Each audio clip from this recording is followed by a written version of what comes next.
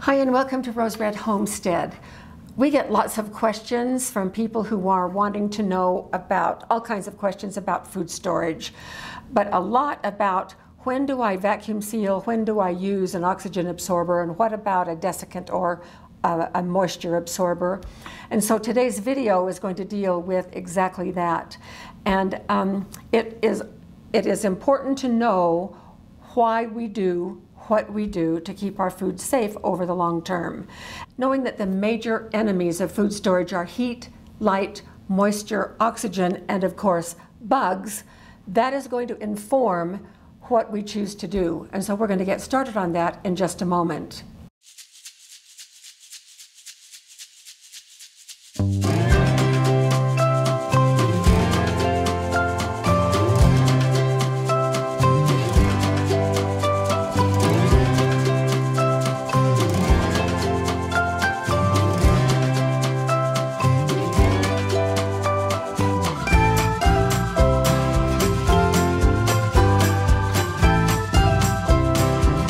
One of the goals of this video is to help you become more self-sufficient, more self-reliant in making the decisions about what to do with your food.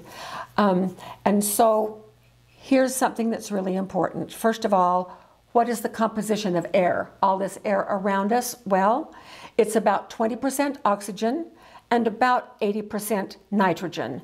And then there are some others as well.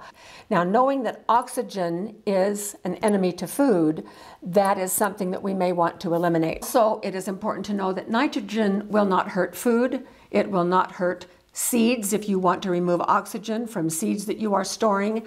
A nitrogen atmosphere inside of a jar is just fine for seeds. So what do we want to do? Well, first of all, let me tell you that there's no right answer for anything. What you need to do is figure out what your challenges are, and then using either a vacuum sealer, which is what we have right here, this is a Weston, or oxygen absorbers, we have two sizes right here, or a desiccant, these little packets of silicate gel. Absorb moisture, and these are food grade. Some are not food grade. Don't reuse the ones that came in your new pair of shoes. So get food grade silica gel if you are going to use a desiccant. Okay, so enemies are what? Heat, light, moisture, oxygen. So we can handle moisture and oxygen right here, and if we add bugs, we can also handle bugs right here too. So that means that then we have to make sure that we store our food in as close to ideal as we can. Jim and I do not have an ideal place. We have in our garage. It is dark out there, so light isn't a problem, but what is the problem is the heat in the summertime. And you know what? It's the best we can do, and we're not going to not do it, so our food withstands some heat. Okay, so when you are thinking about, do I vacuum seal, and then do I put an oxygen absorber in too? Oh, I don't know. I need to ask somebody. From now on, here's how you can figure this out. What do you want to accomplish? Ponder that. What do you want to accomplish with your food? If you're after bugs, you're going to want to get rid of the oxygen. How are you going to do that? Two ways. You can do vacuum seal and you can do oxygen absorber. Now, another question is, well, what size do I need? These are 300 cubic centimeters, 300 cc's. These are good for 1 gallon size. Quarts and pints take 100 cc, which I don't have any. This we use in our 5-gallon storage buckets. These are 2,000 cc's. So from the bottom, 100 cc's for pints and quarts, 300 cc's for gallons, 2,000 cc's for 5-gallon buckets. Can you use a 300 cc that is made for gallons in a quart? Of course you can. So you can certainly use a larger size, you just wouldn't want to use a smaller size. All right, so what happens when we put an oxygen absorber in a jar of food or a bag of food? Well, first of all, what is an oxygen absorber? An oxygen absorber is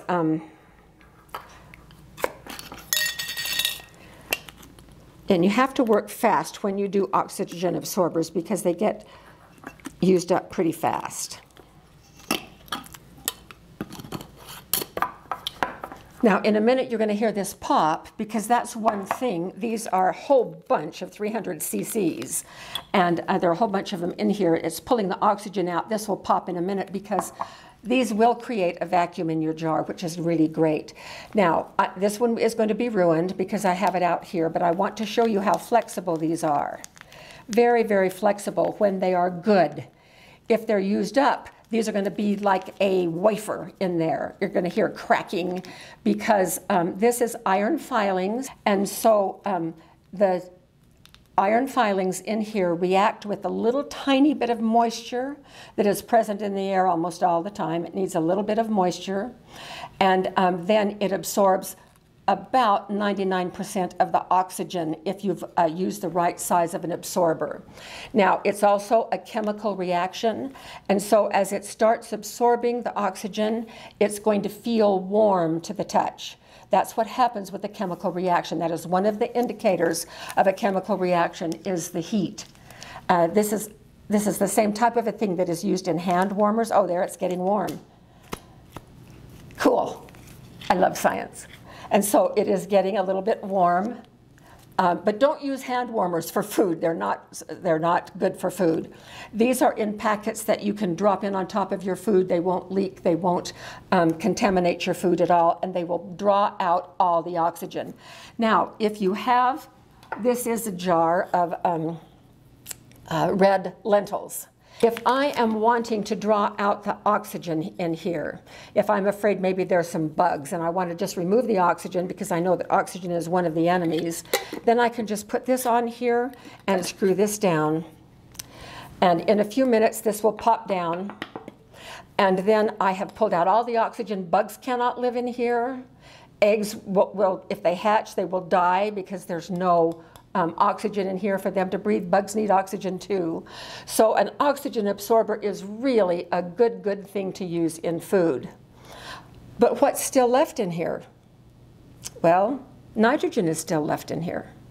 So we're taking out the oxygen, and that solves the bug problem and the oxygen problem. There's no problem with nitrogen. We can just leave it if we want. But if you really want all of the air out, if that makes you feel better about stuff, well then by all means you can vacuum seal. Now, can you vacuum seal and oxygen absorber? Of course you can. Now, that's a little bit like double dipping, but it's okay. If that makes you feel better, then do it. There are some things like egg powder. I vacuum seal and have an oxygen absorber in. All right, now, when do you use a desiccant to absorb the moisture? Well, whenever you need moisture absorbed. The thing about using oxygen absorbers and even vacuum sealing is, remember what we've already learned about botulism. Botulism cannot grow into its vegetative form and form that horrid toxin unless there are some things that are present. The right temperature, well, that's your pantry. No oxygen, uh-oh, I've removed all the oxygen from this jar. Does that mean that botulism can now grow in there? Let's keep going. Moisture, oh, moisture. They need moisture, so if I don't have any moisture in here, then botulism is not going to grow. Less than 10% of moisture. Dry foods like beans, split peas, nuts, dried vegetables, grains, oatmeal. Did I say grains like wheat and rice? Oatmeal, flour, cereal, crackers, pasta. Those kinds of things are ideal for oxygen absorbers because they are much less than 10% moisture. If you dehydrate things yourself, and you're a little bit worried that they may not be less than 10%, then you can just drop one of these little packets down in. And that will help take care of the moisture. But just remember, now these are just those little silica beads. If you've ever opened one of these up, it's just like little tiny BBs. If you're going to use a moisture absorber, drop it in the jar first, so it's on the bottom. Oxygen absorber on the top. Oxygen absorbers need a little bit of moisture. So balance that correctly, but this will help draw out any extra moisture. We live in the desert. I very rarely use these. But if I have a batch of something that I'm a little bit concerned about that I've pulled out of the dehydrator, I will always condition it, meaning that I leave it out on my countertop. If this is a jar of dehydrated veggies or fruits or whatever, I'll leave this out on the countertop for 3 or 4 days. If moisture forms on the inside of the jar, condensation, I know that it's not dry enough, and back into my dehydrator it goes to get it a little bit more dry.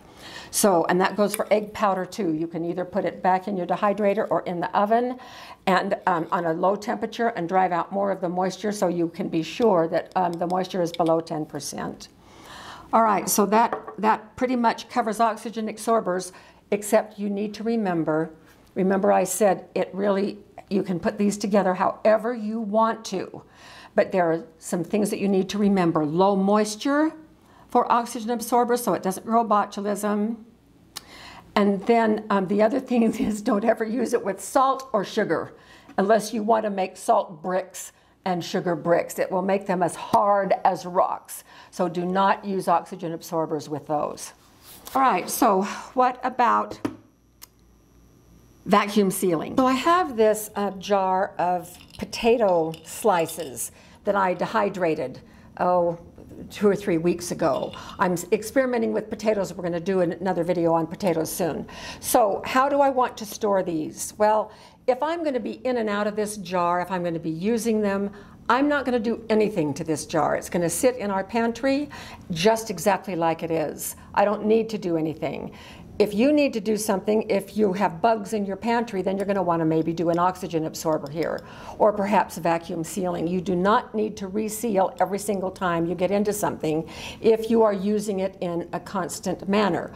Where I really want to make sure things are preserved is if they go outside on our food storage shelf and they're going to be stored for a longer period of time. Then for sure I want to treat against heat, light, moisture, oxygen, bugs, that whole thing. So I might decide, do I want an oxygen absorber or do I want to do vacuum sealing?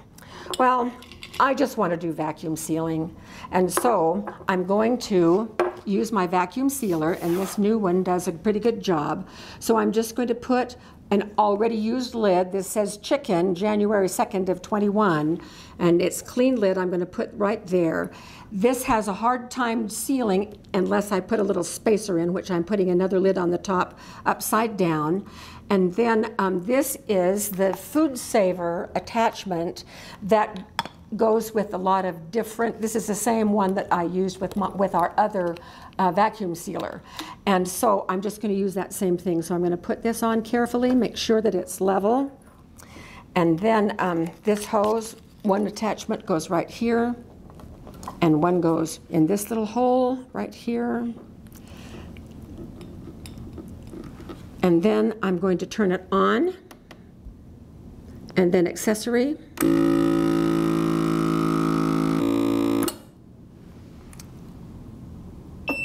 Waiting for the ding, and now it is done. And so those little potatoes are now done. Take my spacer off and vacuum sealed. Very, very nice. Okay, and then I'm just going to put my ring on there, and I keep my rings on my vacuum sealed things. All right, so that's one thing that a vacuum sealer can be used for. And then there's an attachment also for a wide mouth jar, and this one doesn't need a spacer. It works beautifully just the way that it is. Okay.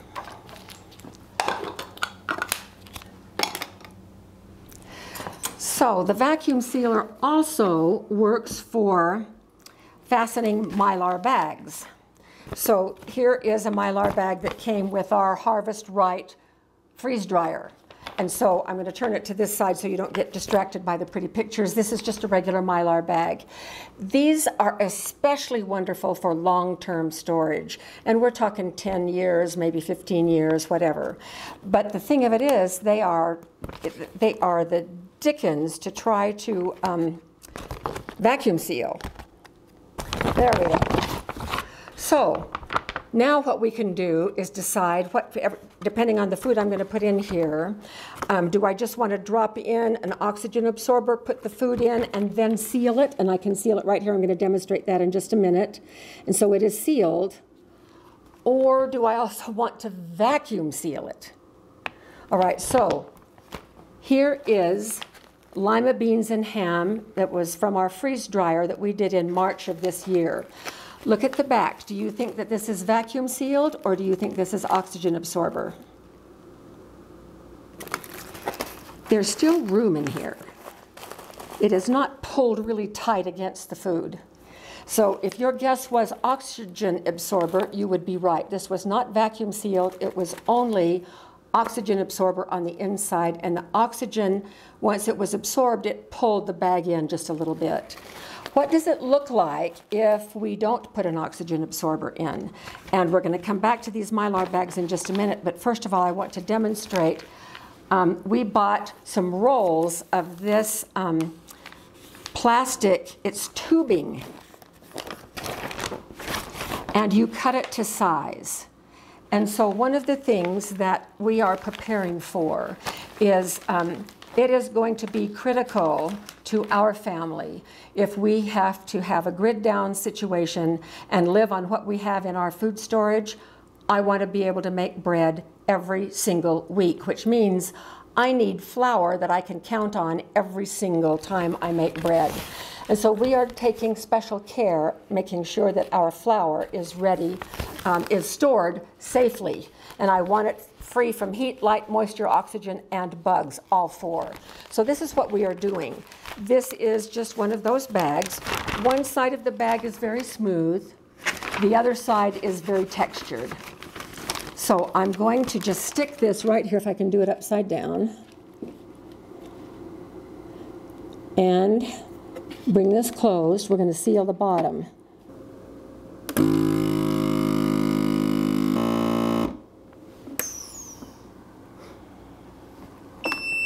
Okay, now I'm going to release that little lid, and we have a nice seal right there. And look at all of this extra space. We're going to do something with these in just a few minutes. And so because we're going to do that, I'm going to cut this off right now. So I have dropped a 5-pound bag of my favorite bread flour in here, and it's going to take 130 pounds of this bread flour to last 1 year of my making our bread once a week. So I want to really protect these. So I didn't do anything to the bag. It's a paper bag, which makes it really nice. So, and I have pre-measured the length of these at 16.5 inches. So I'm going to just stick this right in here. And then once I get this going, if I can do it upside down, then Jim will pay attention to, with the camera, to what's happening to the whole thing. All right, I think that will work. So I'm going to close this, and then I have to push the side in until it engages. Okay, now this is not just a seal, I'm going to vacuum as well. So I'm going to push start.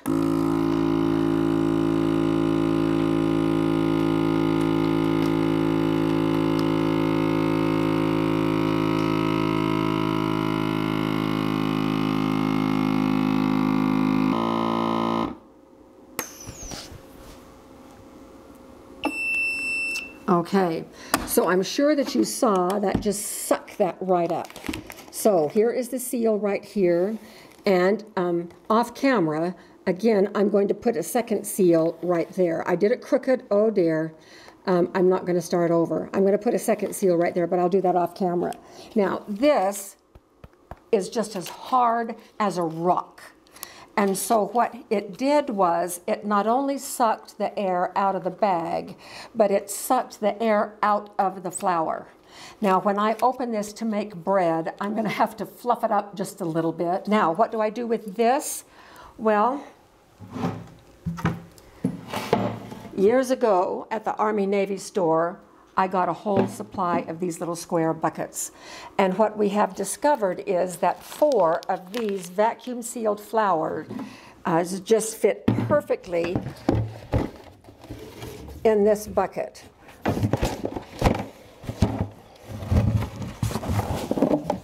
So we do 2 this way, and then we do 2 this way, then we put the lid on, I date it, and then these go out with our food storage. And so it is protected from light, because our garage is dark, from moisture, from oxygen, and from bugs. Now, it does get a little bit warm, but we can't do anything about that. So that's how we do our flour, and a lot of other things too. All right, now, supposing that we wanted to not just seal this, like this one is just sealed with an oxygen absorber. Supposing that we wanted to vacuum seal this. Well, I'm going to show a trick.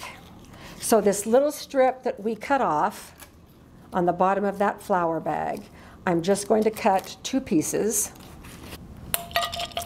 All right, so here are some more of my potatoes. Supposing I want these potatoes to last 10 years. So I want them in mylar bags, I want an oxygen absorber in there, and I want vacuum sealing. So that's exactly what I'm going to do. First of all, I'm going to pour the potatoes in.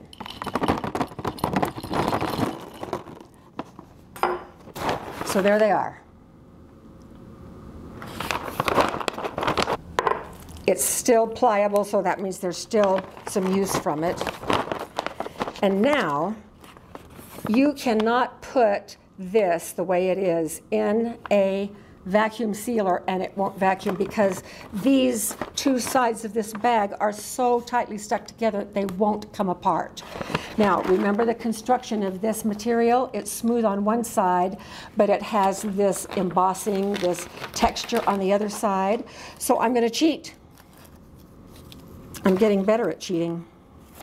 So I'm just going to slip a couple of these little strips on either side of this bag.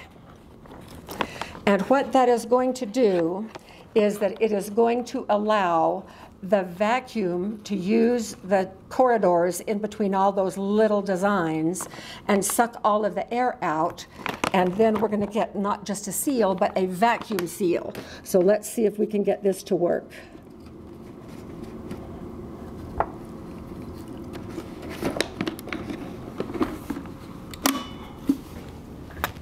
All right, it is lashed on both sides. Okay, let's watch the bag carefully.